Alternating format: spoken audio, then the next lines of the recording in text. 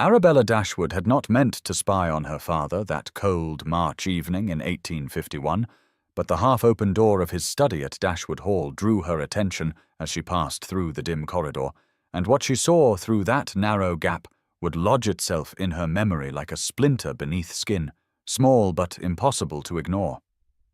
The study was illuminated only by 2 oil lamps that cast flickering shadows across the faded wallpaper, their light barely reaching the corners of a room that had once been grand but now showed the subtle signs of a family in decline. And there sat Sebastian Wentworth, the man they called the Iron Duke of Manchester, for the steel empire he had built from nothing, his dark eyes fixed on the documents before him with an intensity that made Arabella press her hand to her mouth to stifle the gasp rising in her throat. Across from him, her father, Lord Edmund Dashwood, counted banknotes with fingers that trembled slightly, not from age or infirmity but from barely suppressed greed, and even from her hidden vantage point, Arabella could see the denomination, could calculate the staggering sum that was changing hands. £50,000, an astronomical fortune, enough to save a dozen estates like theirs from ruin. Mr. Wentworth signed page after page with mechanical precision, his jaw clenched so tightly that Arabella could see the muscle jumping beneath his skin, and though each stroke of his pen seemed to pain him, his hand never wavered, never hesitated, moving across the documents with the same ruthless efficiency that had supposedly built his industrial empire. Her father spoke then, his voice carrying that particular tone of satisfaction that Arabella had learned to dread, the sound of a predator who has cornered his prey. £50,000, he said, his words precise despite the brandy she could smell from the doorway. You understand this buys you nothing but my silence and cooperation, Wentworth. The girl knows nothing, and it must remain so. Arabella felt ice slide down her spine at those words, confusion washing over her in waves because what girl, what silence, what cooperation could possibly be worth such a sum? Mr. Wentworth's response came in a voice like gravel, rough and low. I understand the terms perfectly, Dashwood. You will have your money. I will have what I came for. The cold calculation in those words, the business-like precision, made Arabella's stomach turn because this was clearly a transaction. Another of her father's endless schemes, perhaps some industrial partnership or investment opportunity that required discretion, though why it should involve a girl she could not fathom. She withdrew before either man could discover her presence, her heart hammering against her ribs as she pressed herself against the corridor wall, the ancient floorboards mercifully silent beneath her feet as she made her way back toward the main part of the house. The rain lashed against the windows with renewed fury, as if the weather itself reflected the darkness of what she had witnessed, and Dashwood Hall felt colder than ever, the rooms they could no longer afford to heat properly seeming to close in around her. Dinner that evening was held in the cavernous dining room, a space meant for 12 or more, now occupied by only 3 figures dwarfed by its proportions, and Arabella sat across from her younger sister Lydia, who chattered innocently about the novel she was reading, completely unaware of the storm gathering around them.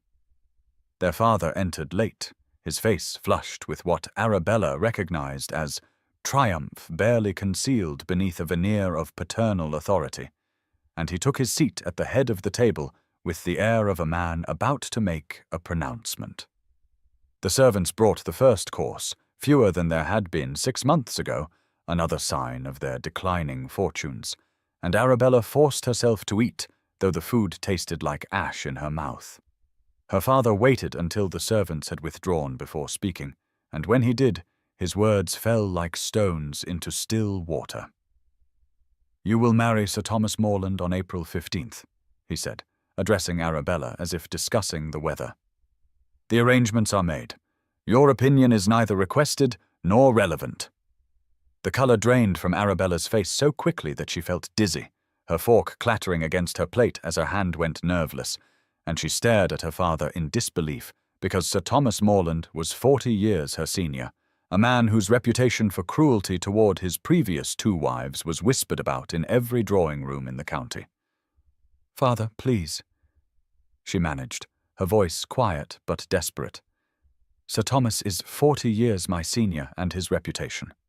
She could not finish the sentence, could not give voice to the terrible things she had heard, but her father's expression hardened into something cruel and satisfied.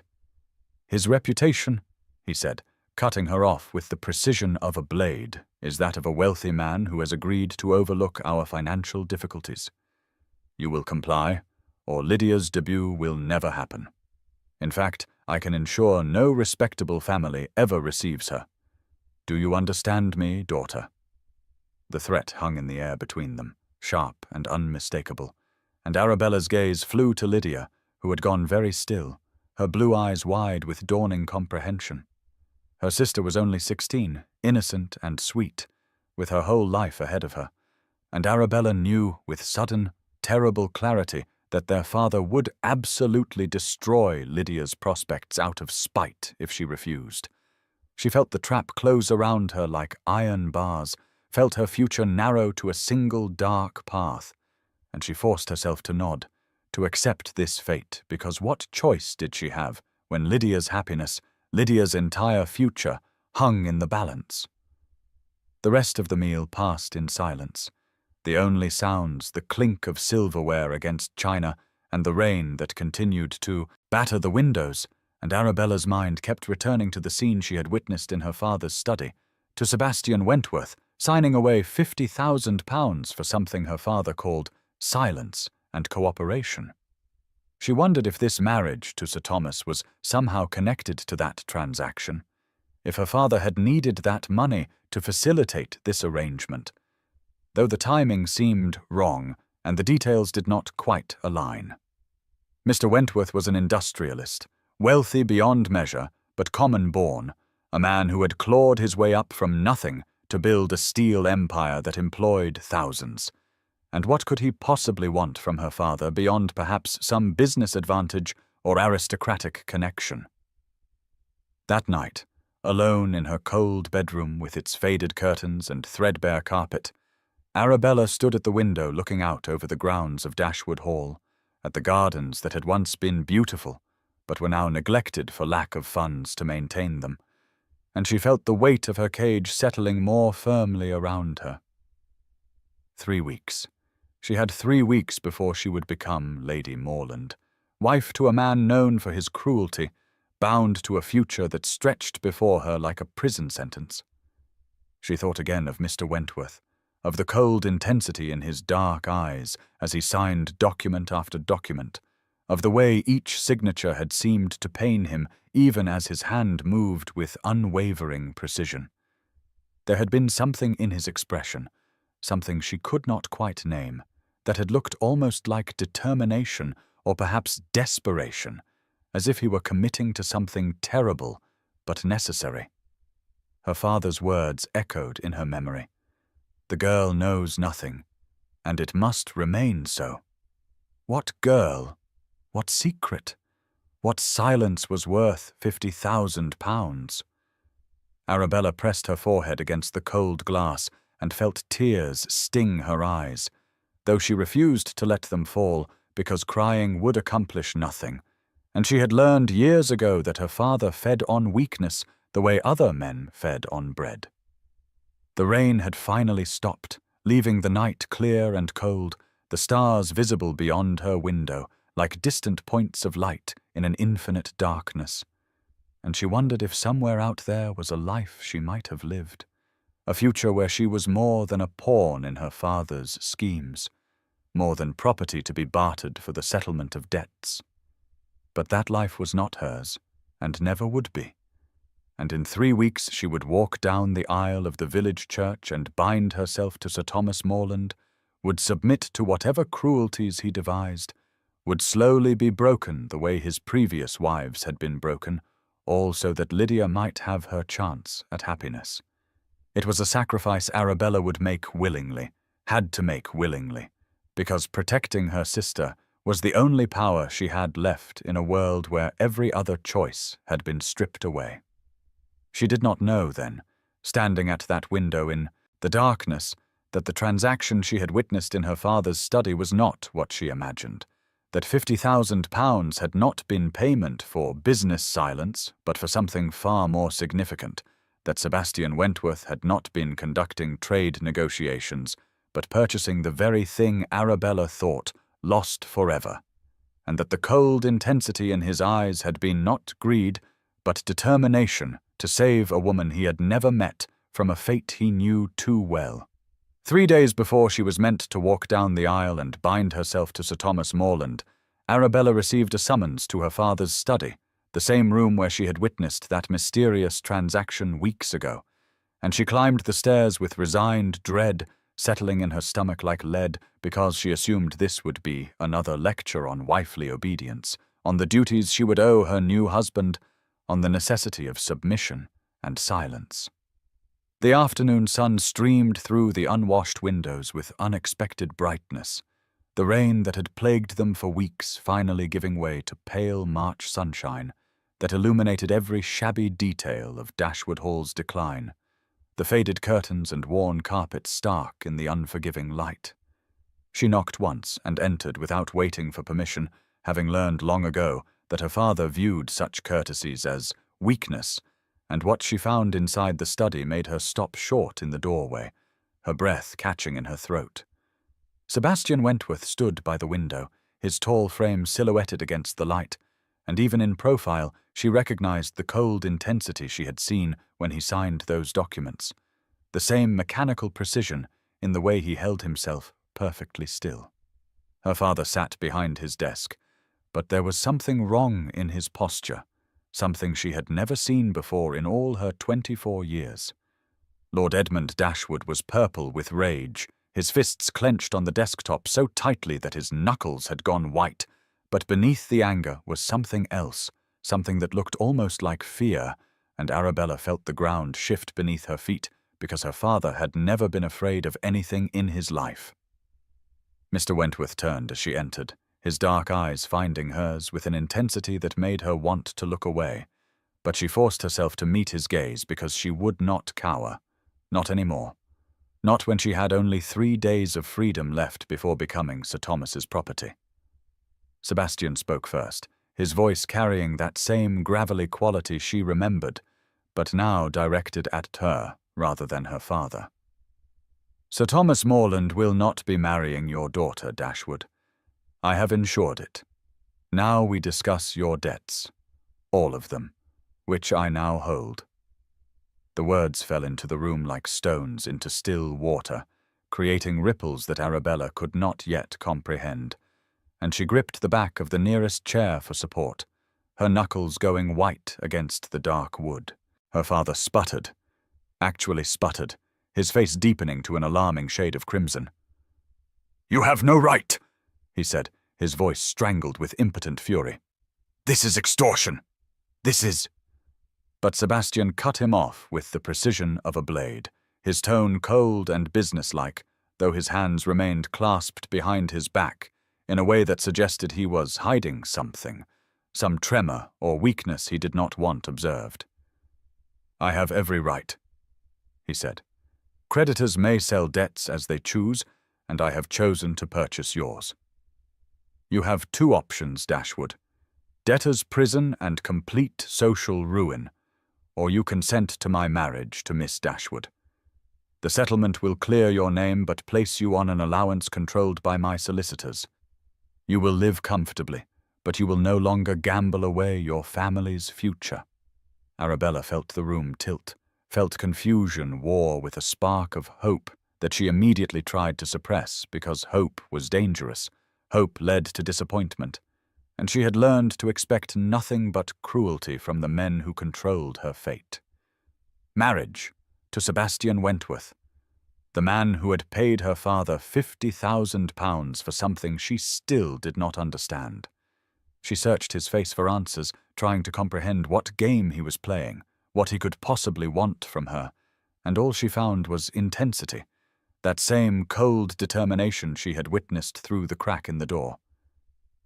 But there was something else, too, something in the set of his jaw that suggested this businesslike delivery cost him more than he wanted to reveal.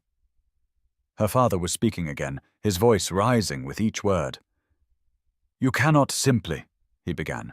But Arabella found her own voice then, shaking with anger and confusion and the terrible realization that she was being bartered again, traded like property from one man to another. I am not a commodity to be traded between men like a shipment of grain, she said, her voice trembling but growing stronger with each word. Does my consent mean nothing? Does my choice count for nothing at all? Sebastian turned to face her fully then, and for 3 heartbeats they simply looked at each other. And something cracked in his facade, some flash of vulnerability that appeared and disappeared so quickly she might have imagined it. When he spoke, his voice had softened almost imperceptibly, the cold, business-like tone giving way to something warmer, something almost gentle. Your consent means everything, Miss Dashwood, he said, which is why I am asking for it now. Marry me, and you will never be bartered again. Refuse, and I will still destroy your father's hold over you, though the method will be less tidy.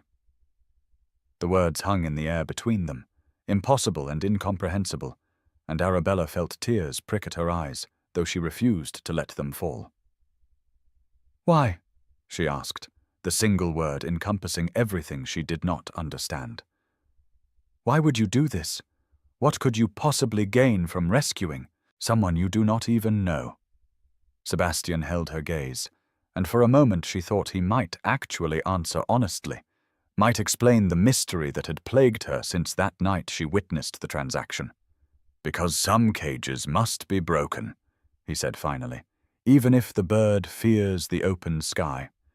It was not an explanation, not really, but there was something in the way he said it, some depth of feeling beneath the careful words that suggested personal experience with cages and freedom and fear. Her father slammed his fist on the desk, making Arabella jump despite herself. This is absurd, Lord Dashwood said.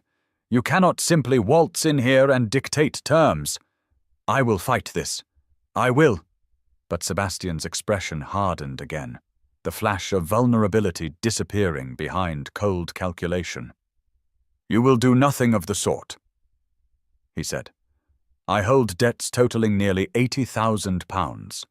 The original £50,000 I paid you, plus the additional gambling debts I have purchased from your creditors over the past 3 weeks, plus Sir Thomas's vowels, which I called due this morning, bankrupting him quite thoroughly. You have no leverage, no options, no power here. The only question is whether you consent to this marriage or whether you prefer to explain to your peers why you are being carted off to debtor's prison. Arabella watched her father's face cycle through rage, disbelief, calculation, and finally, terrifyingly, defeat.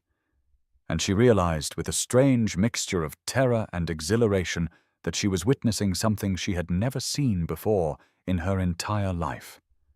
Her father, powerless. Lord Edmund Dashwood, who had controlled every aspect of her existence for 24 years, rendered completely impotent by a man who had simply outmaneuvered him with money and strategy. The electricity in the air was almost palpable, the sense of power shifting from one set of hands to another, and the room felt smaller somehow with Sebastian's presence, his industrial might at odds with the faded aristocratic gentility of Dashwood Hall's decline. Sebastian turned back to Arabella, and this time when he looked at her there was something almost apologetic in his expression, as if he regretted the necessity of this intervention even as he executed it with ruthless precision. I know this is not the proposal you might have imagined, he said, his voice quiet enough that her father had to strain to hear. I know you have no reason to trust me, no reason to believe my intentions are anything but mercenary, but I swear to you, Miss Dashwood, that if you agree to this marriage, you will have freedoms you have never known. You will have your own income, your own decisions, your own life. I am not asking you to trade one cage for another. I am offering you the key. Arabella felt something crack inside her chest, some wall she had built to protect herself from hope, and she did not know whether to laugh or cry or simply run from this room and never look back. She thought of Sir Thomas Morland, of the cruelty she had been resigned to endure, of the slow death of spirit that awaited her in that marriage. She thought of Lydia, still innocent at 16, whose future had hung in the balance of Arabella's compliance.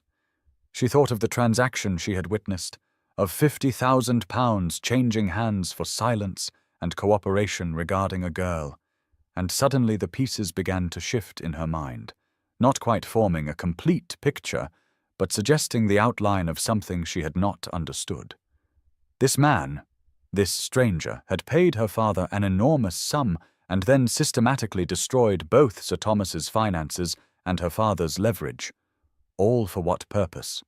He claimed it was to free her, to break her cage, but men did not spend fortunes on altruism, did they? There had to be something else, some motive she could not see. And yet when she looked into Sebastian Wentworth's dark eyes, she saw not calculation or greed, but something desperate and almost pleading, as if her answer mattered more than anything in the world. Her father was speaking again, his voice tight with barely controlled rage. "Arabella, you will refuse this ridiculous proposal," he commanded. "You will tell this upstart tradesman that." But Arabella cut him off, finding a strength she had not known she possessed. "No," she said simply, and the word fell into the room like a thunderclap. Her father's mouth opened and closed soundlessly, and she turned away from him to face Sebastian fully. "You said I have a choice," she continued, her voice steadier now. "You said my consent means everything. So I will consent, but I have conditions. I want your word, Mr. Wentworth, that Lydia will be protected, that she will have a proper debut, proper prospects, a proper chance at happiness. And I want your word that if I find this arrangement unbearable, if I discover that you have merely traded me from one tyrant to another, I will have the means to leave." Sebastian's expression shifted into something that might have been relief or respect, or perhaps both. "You have my word on both counts," he said. "Your sister will be provided for as if she were my own. And you will have independent means settled upon you that cannot be touched by anyone, including me. If you find me unbearable, Miss Dashwood, you may leave with enough funds to live comfortably for the rest of your life." Her father made a strangled sound, but neither of them looked at him, and Arabella felt the strangest sensation, as if she were standing on the edge of a precipice with the choice to either fall back into the familiar darkness or leap forward into the unknown. "Then I consent," she said finally, and watched something like wonder flash across Sebastian Wentworth's face before he mastered it. "And now's the time to stop and subscribe to our channel. Every subscriber brings us closer to 1,000, which helps us keep these stories alive and coming your way. If you enjoyed this video, don't forget to like it and drop a comment telling us where you're watching from. It's always amazing to see how far these tales travel across the world. Now let's continue. Arabella agreed to the marriage in her father's study, the words leaving her mouth before she could second-guess the leap she was taking. But afterward, alone in her room with her heart hammering against her ribs, she demanded one concession from Sebastian Wentworth before she would walk down any aisle. She wanted a week to become acquainted with the man she was binding herself to, a week to discover whether she had simply traded one prison for another, and to her surprise, Sebastian granted the request immediately, without hesitation or negotiation, as if he had been expecting it, or perhaps hoping for it. She assumed this week would be filled with awkward formalities, stilted conversations over tea in the drawing room under her father's watchful eye, the kind of performative courtship that satisfied propriety without revealing anything true. Instead, Sebastian appeared at Dashwood Hall the next afternoon and suggested something entirely different. "I thought we might talk," he said, standing in the entrance hall with a leather-bound book tucked under his arm. "Simply talk. I find that most marriages fail because the parties are strangers who never remedy that condition. The library, perhaps, as neutral territory." Arabella had agreed, mostly from surprise, and found herself leading him to the dusty library that had once been her refuge before her father began selling off the valuable first editions to cover his gambling debts. The room still smelled of old paper and leather, still retained some nobility despite the gaps on the shelves where books had once stood, and weak March sunshine filtered through windows that nobody bothered to clean anymore. She sat primly in one of the wing-back chairs, hands folded in her lap, spine straight, every inch the proper lady her father had tried to mold her into, and Sebastian sat across from her, not touching the book he had brought, simply watching her with those dark, intense eyes until she felt compelled to speak. "You said we should talk," she said finally, her voice more defensive than she intended. "What would you like to discuss?" Sebastian had smiled then, just slightly, and said, "Whatever you like, Miss Dashwood. Tell me what interests you.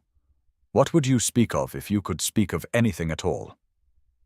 And so she had, haltingly at first, testing the waters to see if he truly meant it or if this was some elaborate game, talking about the novels she had read, the poetry she loved, the botanical studies that fascinated her.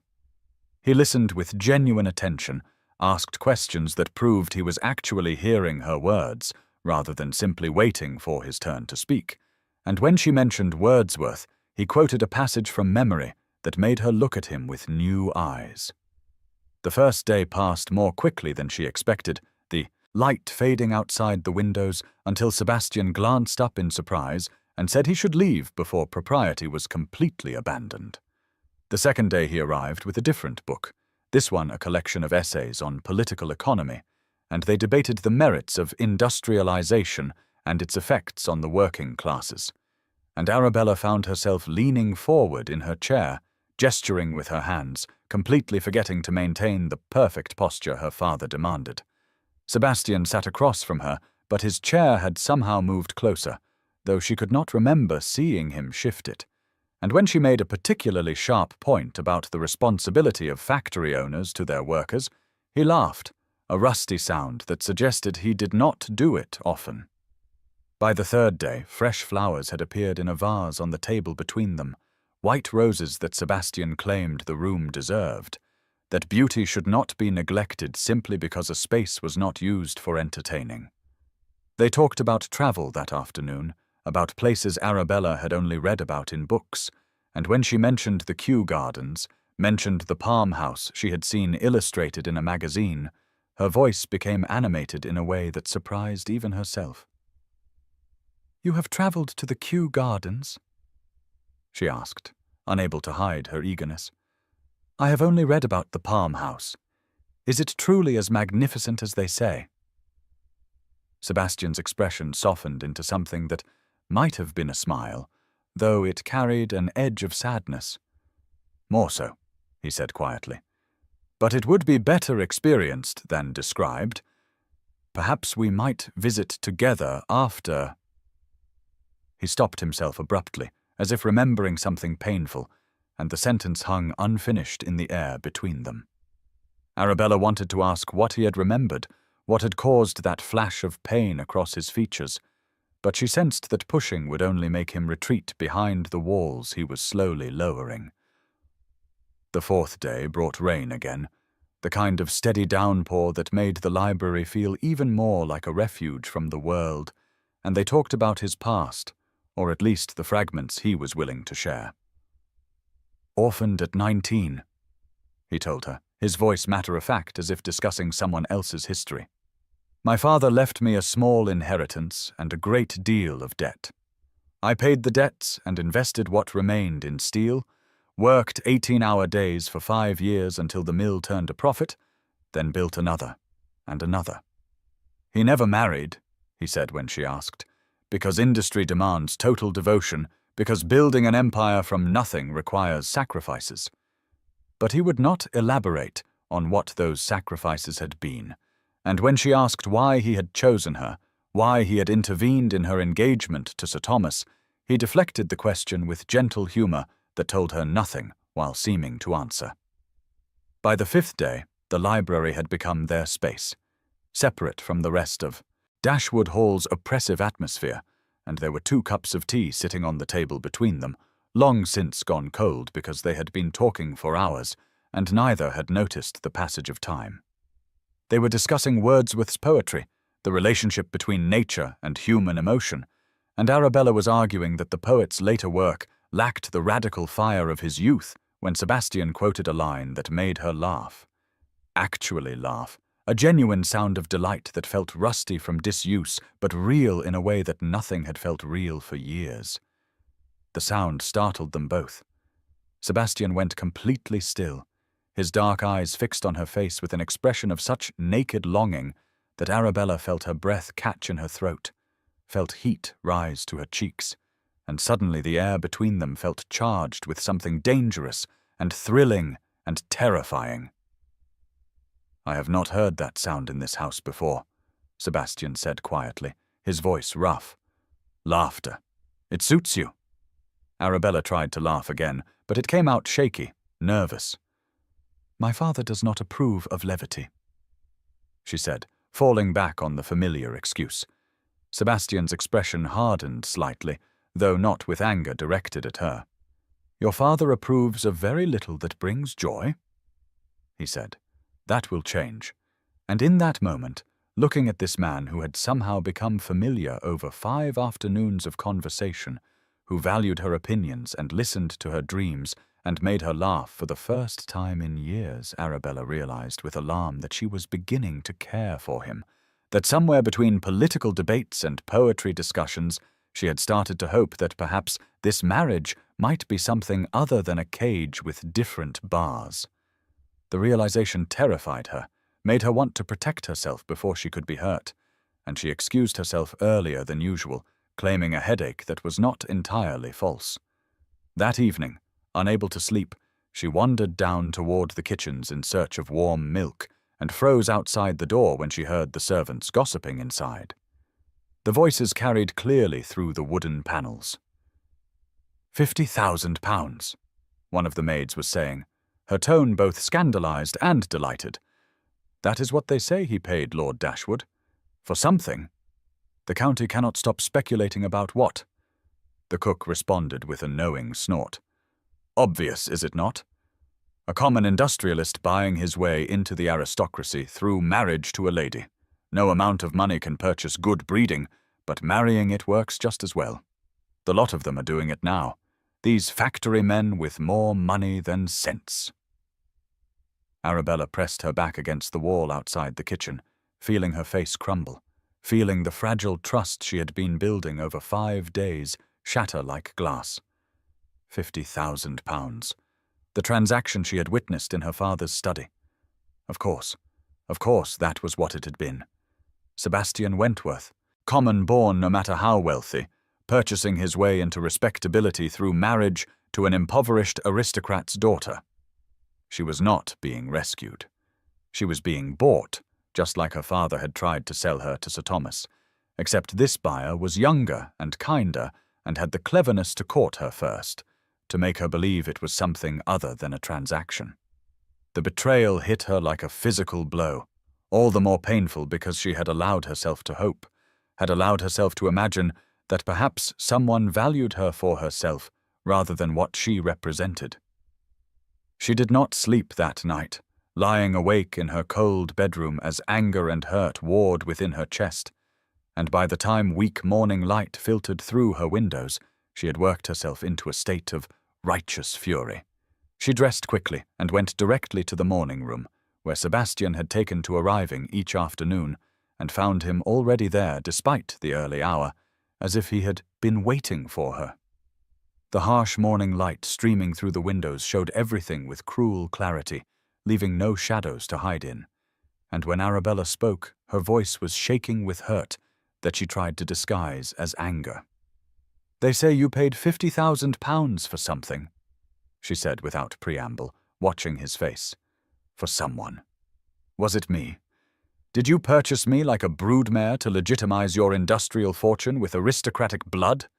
Sebastian actually stepped backward as if her words had struck him physically, his hand rising as if to ward off the accusation, and the anguish in his expression would have moved her if she had not been so focused on protecting herself from further hurt.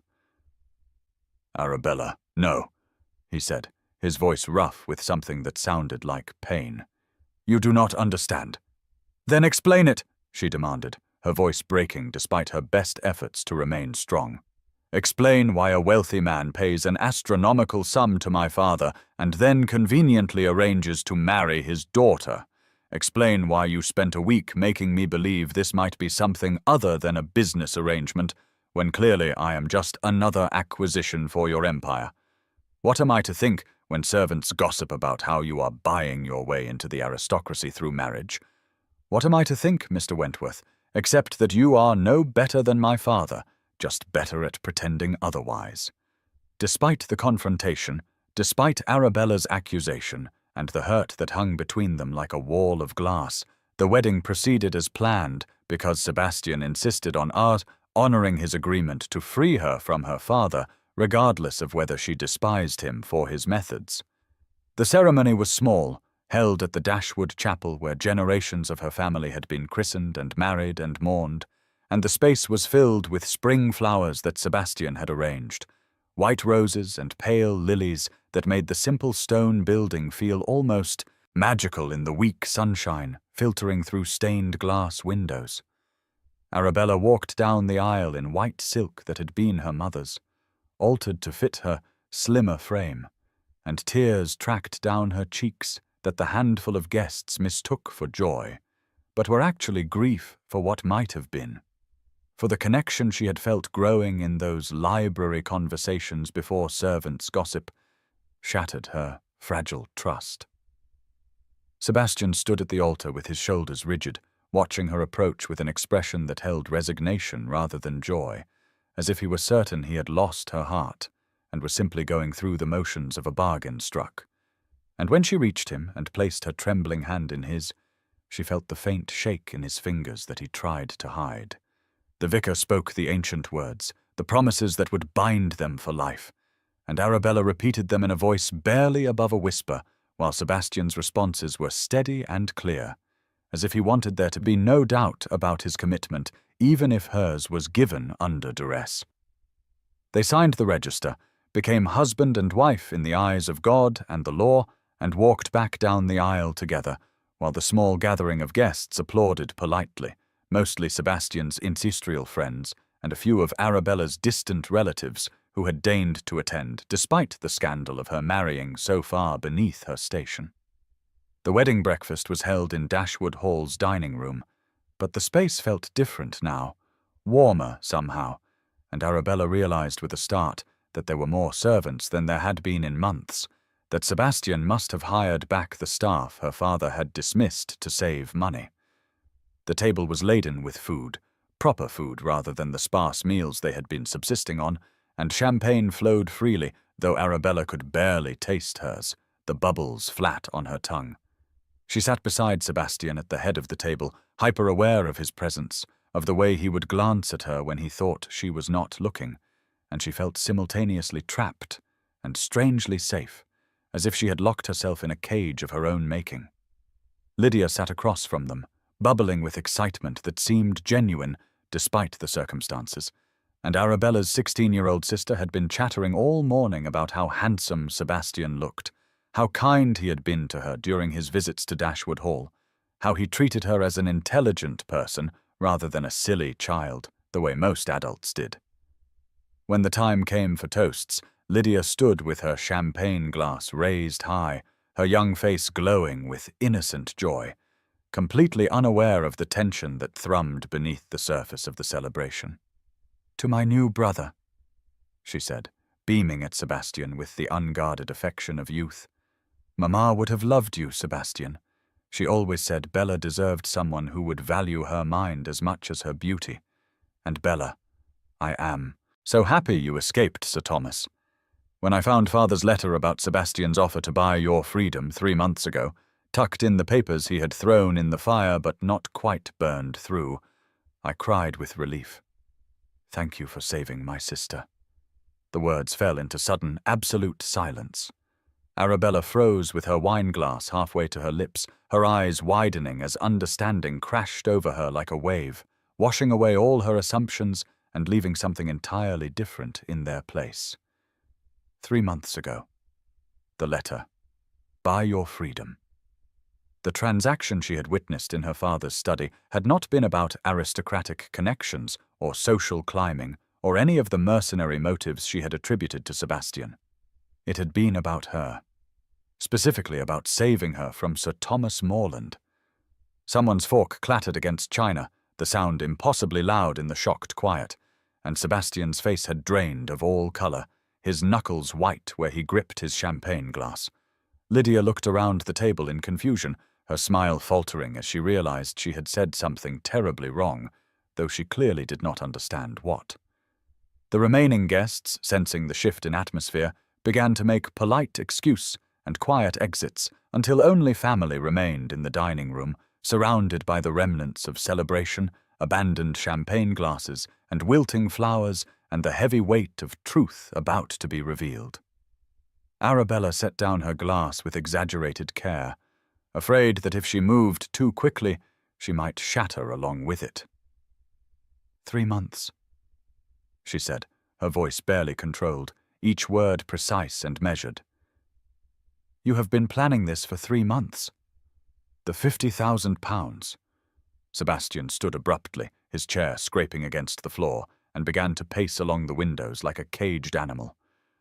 Was to convince your father to delay the Morland wedding while I positioned myself to intervene permanently, he said, his voice rough.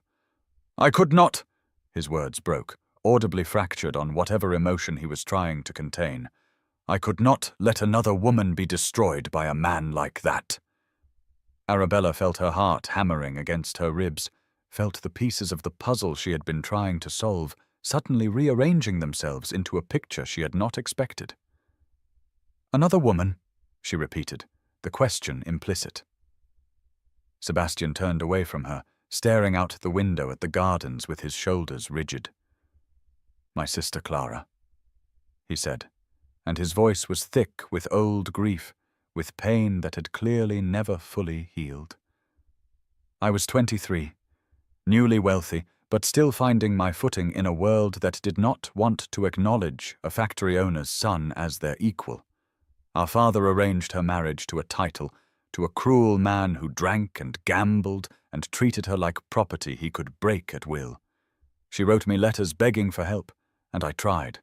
God knows I tried, but our father blocked me at every turn, told me I was being hysterical, that wives must submit to their husband's authority no matter how that authority was exercised. 6 months after her wedding, Clara threw herself from a 3rd-floor window. She was 19 years old. Arabella drew in a sharp breath, her hand rising to press against her mouth as if she could physically hold back the sound of her distress. Sebastian continued, still not looking at her, the words pouring out now as if a dam had broken. 3 months ago, I attended a dinner at Lord Morland's estate, a business matter regarding steel contracts, and I overheard him talking with your father in the smoking room after the ladies had withdrawn. They did not know I was there, lingering in the hallway, and Sir Thomas was describing in vile detail what he intended for his young bride, his rights as a husband, his plans to break your spirit the way he had broken his previous wives. He spoke of you as an object to be used and discarded, as property purchased for the breeding of heirs, and I was transported back to that moment of helplessness when I could not save Clara. But this time I had the means to act. I investigated your father's finances, discovered the crushing debts, the gambling losses that would ruin your family, and I made him an offer. £50,000 to delay the marriage to Sir Thomas, to give me time to buy up the other debts and gain the leverage I needed to intervene permanently. My plan was to free you and then walk away, to let you choose your own future without any obligation to me. But then I met you. He finally turned to face her, and his dark eyes were bright with unshed tears. And when I met you, when I spoke with you and saw your intelligence and your trapped spirit and the way you came alive when discussing ideas, I fell in love. I made the selfish choice to pursue you, to hope that you might choose me freely if given the chance. And I am sorry for the manipulation, for the control I exerted over your circumstances, for making you feel like property being traded when all I wanted was to give you the choice that Clara never had. Arabella sat very still, trembling fingers pressed to her mouth, and tears spilled over to track down her cheeks. But they were not tears of anger or betrayal anymore. They were tears of overwhelming emotion, of gratitude and shame for doubting him, and love that she had been trying so desperately to suppress. "You are sorry," she said finally, her voice trembling as she stood on shaking legs. "You saved me from a nightmare. You gave me choices I never had. You treated me as an equal when every other man in my life treated me as property. You spent a fortune to free someone you did not even know because you could not bear to see another woman destroyed the way your sister was destroyed. And you think I would despise you for that?" Sebastian was staring at her as if he could not quite believe what he was hearing, hope and disbelief warring in his expression. "You accused me of buying you, like a broodmare," he said carefully, "of being no better than your father, of purchasing my way into the aristocracy through marriage. I thought, when you looked at me with such hurt in your eyes, that I had lost any chance of your regard." Arabella crossed the space between them, her white silk skirts rustling, and reached up to cup his face in her hands the way she had wanted to do in the library before gossip shattered her courage. "I was afraid," she said simply. "I was falling in love with you, and it terrified me because I have only ever known men who wielded power as a weapon, who saw love as weakness to exploit. When I heard the servants talking about £50,000 and social climbing, it gave me an excuse to protect myself, to build walls before you could hurt me the way I have been hurt my entire life. But you were never trying to hurt me, were you? You were trying to save me." Sebastian's hands came up to cover hers where they rested against his face, his eyes searching hers as if trying to determine if this was real or some cruel dream. "Everything I did was to give you choice," he said, his voice rough with emotion. "Even if that choice was to reject me, to walk away from this marriage with the independent means I settled on you, I would rather have you free and lost to me than trapped and miserable. I would rather you chose your own path, even if that path did not include me, than force you into a cage with different bars."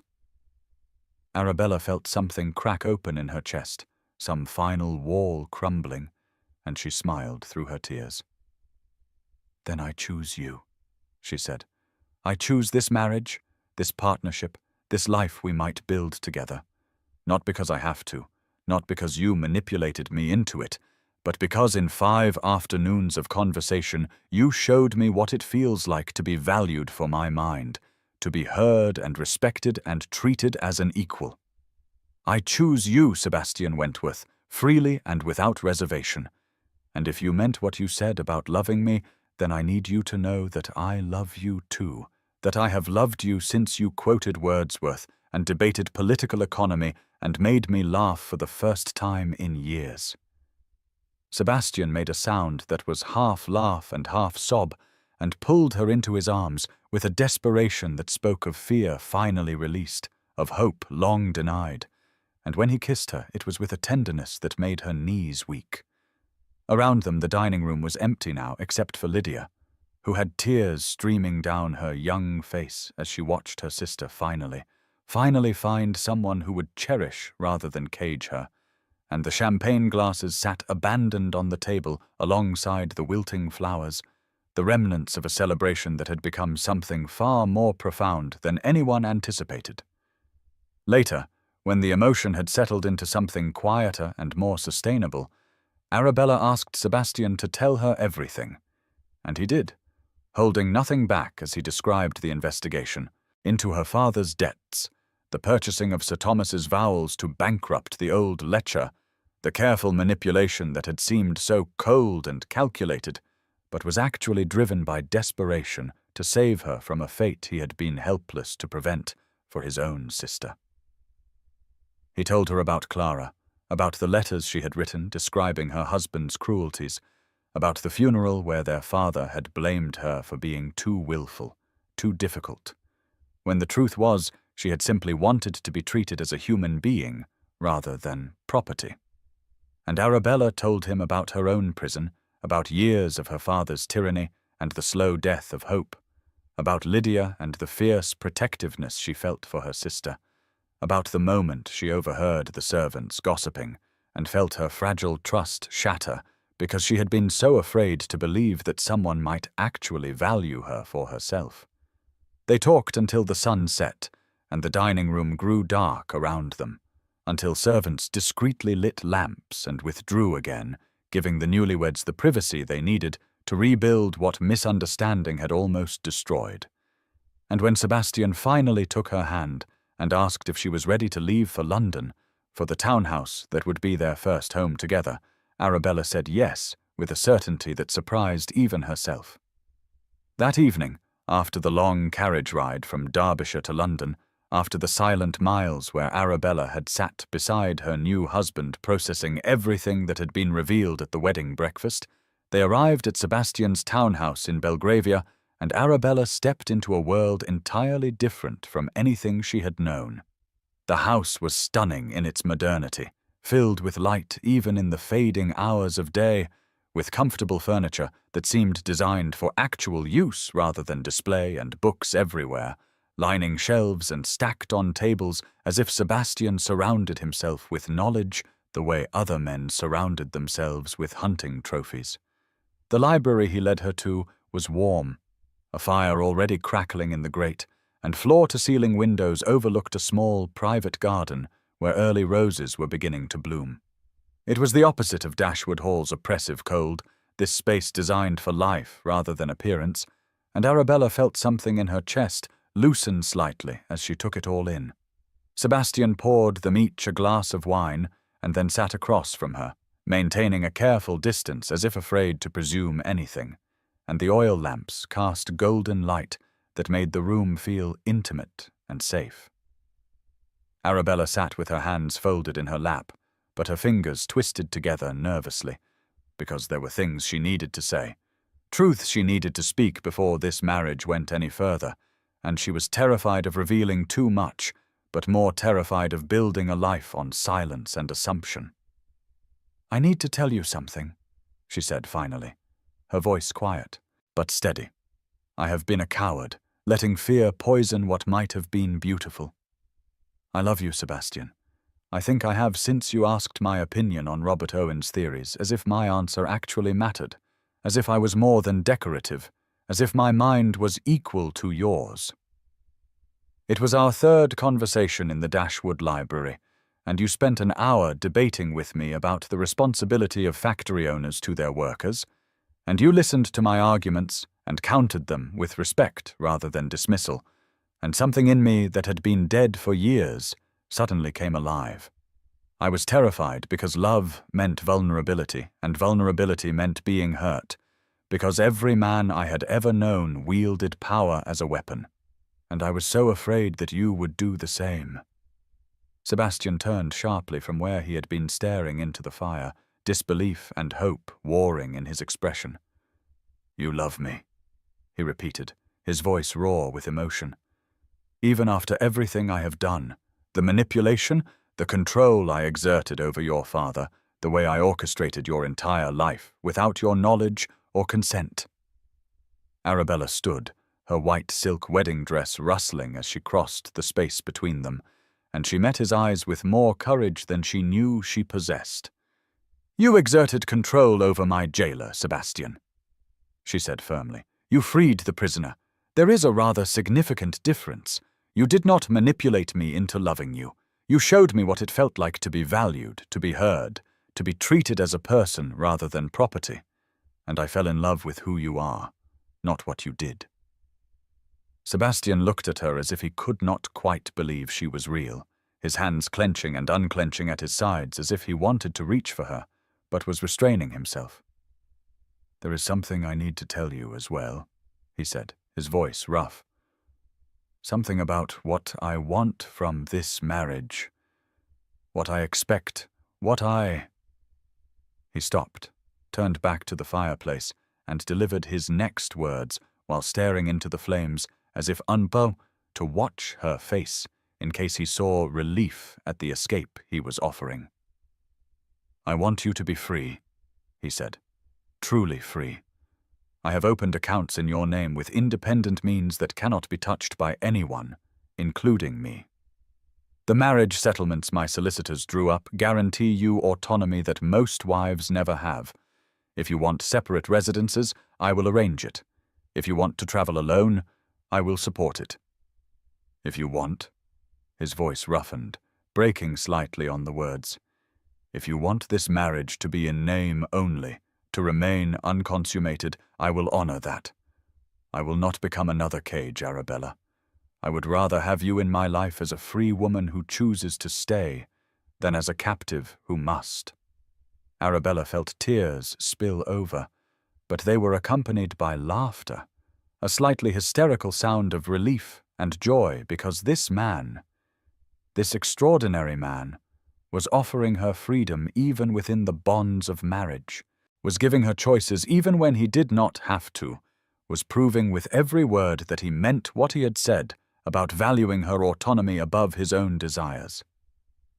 "What if I do not want freedom from you?" she asked, reaching up to cup his face in her hands, forcing him to look at her. "What if I want freedom with you?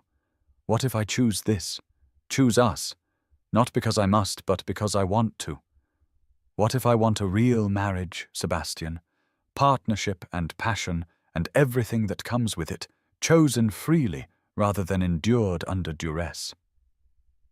Sebastian went very still under her touch, as if afraid that sudden movement would shatter the moment, and his dark eyes searched hers with desperate intensity. "You are certain?" he asked. "You are not simply saying what you think I want to hear. You truly choose this." Arabella smiled through her tears and pulled his face down to hers, kissing him with more courage than she had known she possessed, and for a heartbeat, Sebastian remained frozen, completely still, and then his control broke, and he pulled her close with desperate tenderness, his hands shaking where they gripped her waist.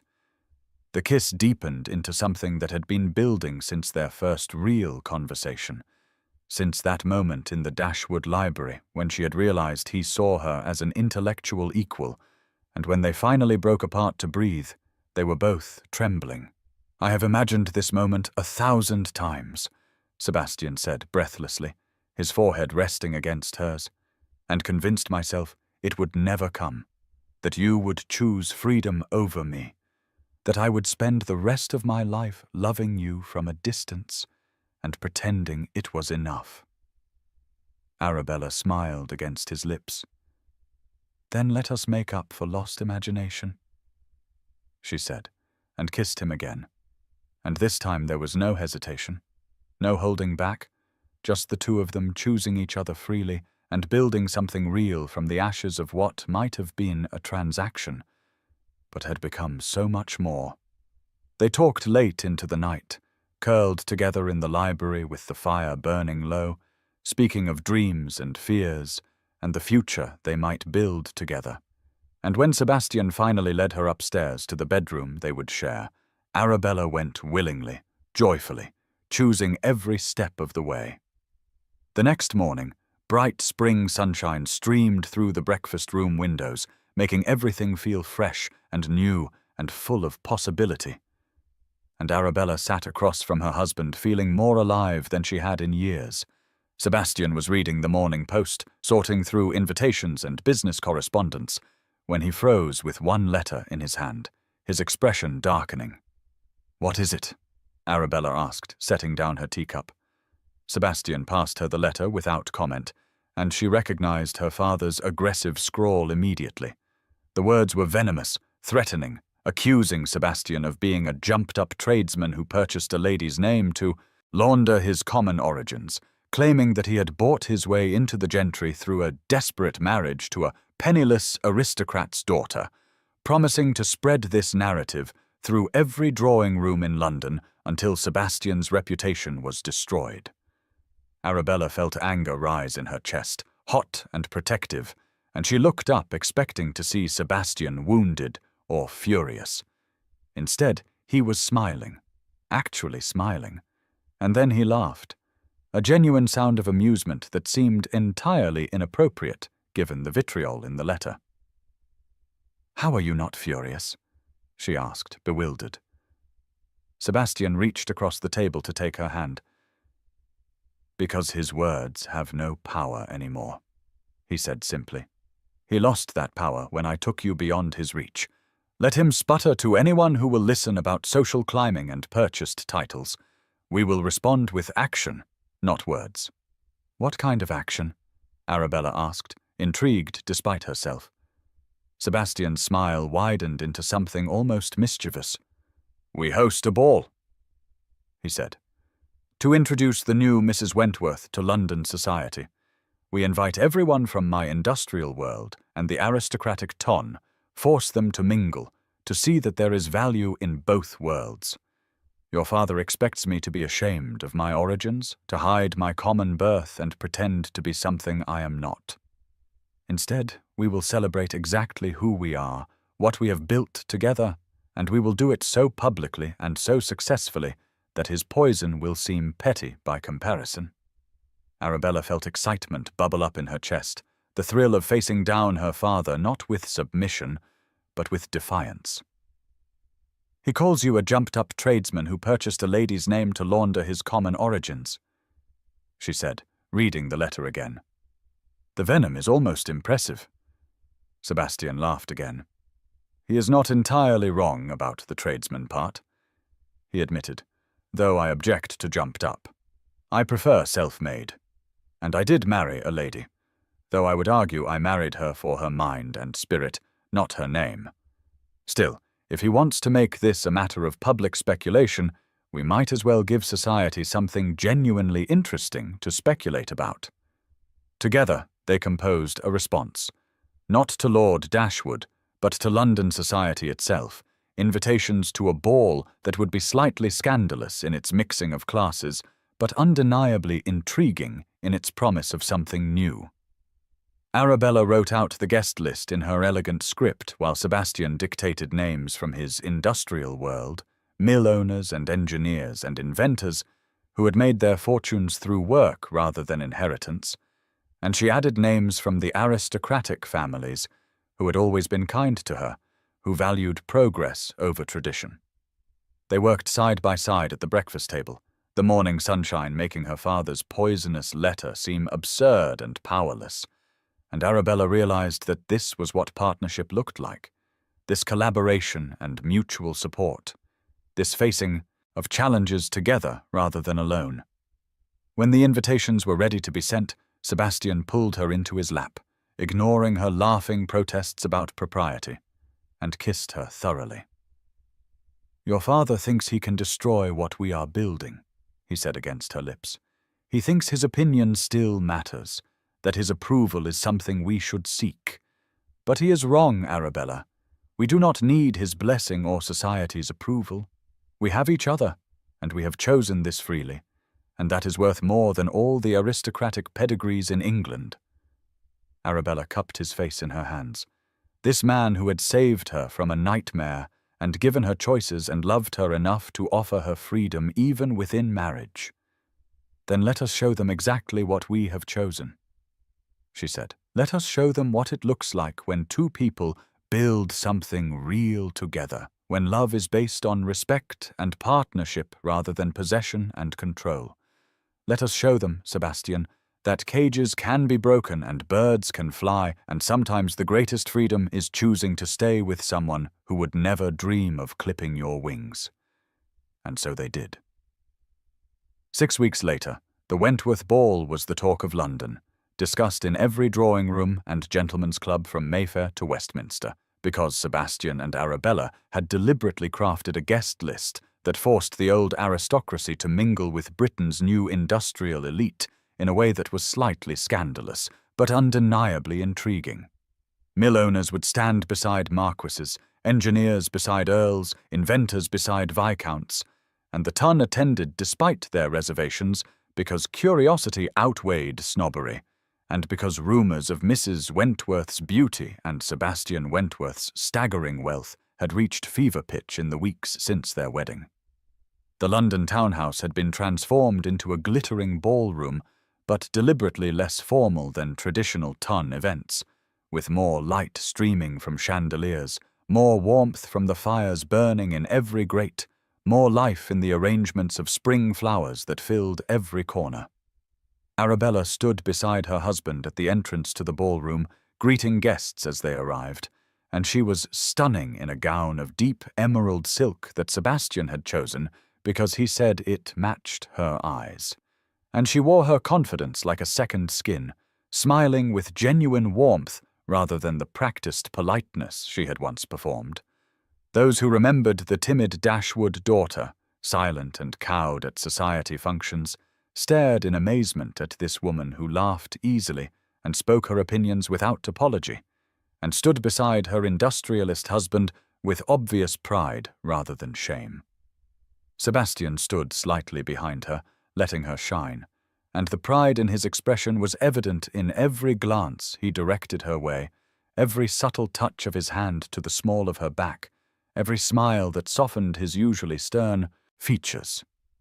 The evening progressed beautifully, aristocrats and industrialists mixing more easily than anyone had predicted, conversations flowing between classes in a way that suggested society might be changing, might be ready to acknowledge that worth came from character rather than birth, and Arabella felt triumph bubbling in her chest because they were actually succeeding, actually reshaping London society one conversation at a time.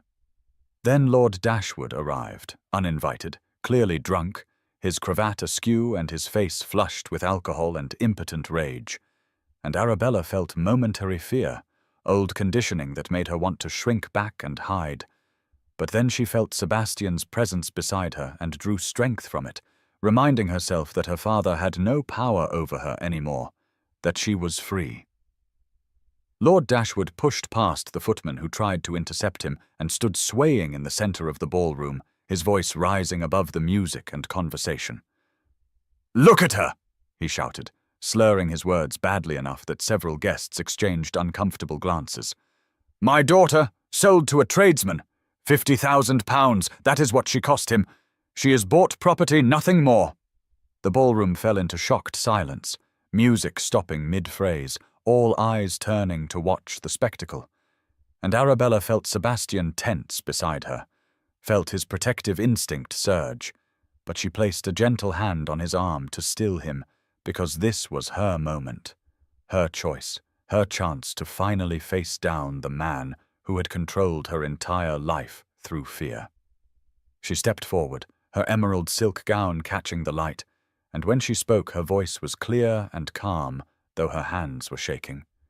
"You are quite right, father," she said, addressing him with a composure that made several guests gasp.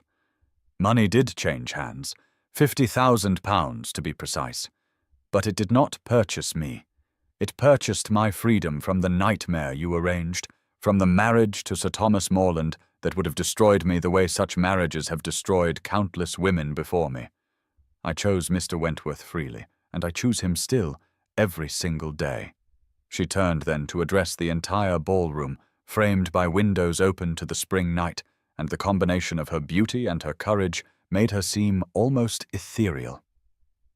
"My father sold me once," she continued, her voice carrying to every corner of the silent room, "to a cruel old man who saw me as an object to be used and broken.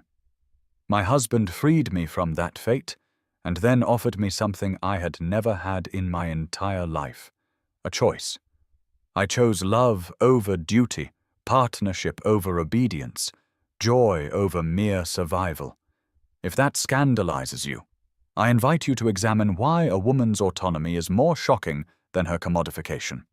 I invite you to question why my choice is seen as shameful, while my father's attempt to sell me to the highest bidder is simply accepted as a father's right." The silence stretched for 3 heartbeats, 4, and then Sebastian's industrial friends began to applaud, slowly at first and then with more enthusiasm, joined hesitantly by some of the more progressive aristocrats, until the ballroom was filled with the sound of approval, while Lord Dashwood stood dishevelled and desperate in the centre of it all, his power gone, reduced to a pathetic figure who had driven himself to public spectacle. Arabella looked at him then, really looked at him, and saw not the tyrant who had controlled her life, but a diminished man whose cruelty had ultimately cost him everything. "Thank you, Father," she said quietly, though her voice still carried, "for showing me exactly what kind of man to avoid, for being so reprehensible that Sebastian's goodness shone in stark contrast, for teaching me that freedom is worth fighting for, even when that fight terrifies you." The footman moved forward then to escort Lord Dashwood out, and he went without further protest, muttering incoherently about ungrateful daughters and social climbing tradesmen, and his removal was pathetic rather than dramatic, a fallen tyrant diminished by his own venom. The music resumed, conversation gradually returning to normal levels, though now every discussion seemed to centre on Mrs. Wentworth's courage and Lord Dashwood's fall from grace, and Arabella felt Sebastian's hand on her elbow, guiding her onto the dance floor for a waltz. "You were magnificent," he said as they began to move together, his voice rough with emotion. "I have never been prouder of anyone in my life." Arabella rested her head briefly on his shoulder, a gesture of trust and intimacy that made him catch his breath, that spoke of partnership and love more clearly than any words could.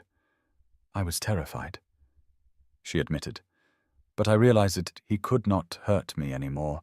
His only power was the fear I gave him, and I chose to take it back." They waltzed in silence for a moment, the ballroom humming with conversation that would reshape London society, with speculation about the Wentworths and their unconventional marriage and their deliberate mixing of classes, and Arabella felt happiness settle in her chest like a warm glow. Then Sebastian spoke again, his voice carrying a note of boyish excitement that made him seem younger. "There is something I want to show you," he said. "An estate in Kent, neglected but full of potential. Extensive grounds that need a vision, gardens that could be extraordinary with the right care. Would you consider making it ours? Designing gardens there. It could be our real home, away from London's performance, a place to build our life together." Arabella pulled back to look at him, her eyes shining with unshed tears of joy. "Gardens?" she repeated. "Truly, my own project." Sebastian smiled, unguarded and warm. "Your own everything," he said. "I thought we might make it our real home. Away from all of this, away from society's expectations, just us building something beautiful, together." Arabella kissed him then, right there in the middle of the ballroom with half of London society watching, and she did not care who saw or what they thought, because she had finally learned that her happiness mattered more than their approval. 6 months later, the Kent estate had become their sanctuary, and Arabella stood in the gardens with her hands dirty from planting, her hair escaping its pins, her face flushed from exertion and joy as she directed the landscapers with confident authority. The grounds were achingly beautiful, wild gardens being slowly tamed into something extraordinary, ancient trees providing shade and structure, and the manor house glowed golden in the afternoon sun behind her. Sebastian watched from the terrace, holding her discarded gloves and bonnet like treasures, his expression one of naked adoration as he observed his wife in her element, creating beauty from neglect, bringing life to spaces that had been forgotten. A footman approached with the afternoon post, and Arabella wiped her hands on her gardening apron before accepting the letters, her face lighting up when she recognized Lydia's handwriting. She opened it immediately, reading aloud to Sebastian as he joined her among the roses. "She is being courted by Mr. Whitmore, the botanist we introduced her to at our ball," Arabella said, her voice catching with emotion. "Listen to what she writes. He asks my opinions and listens to my answers, just like Sebastian does with you. Is this what love feels like, Bella?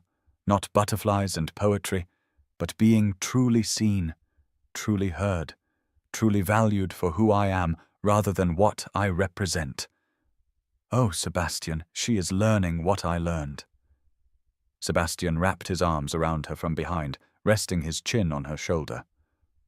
"That love is partnership, not possession," he said quietly.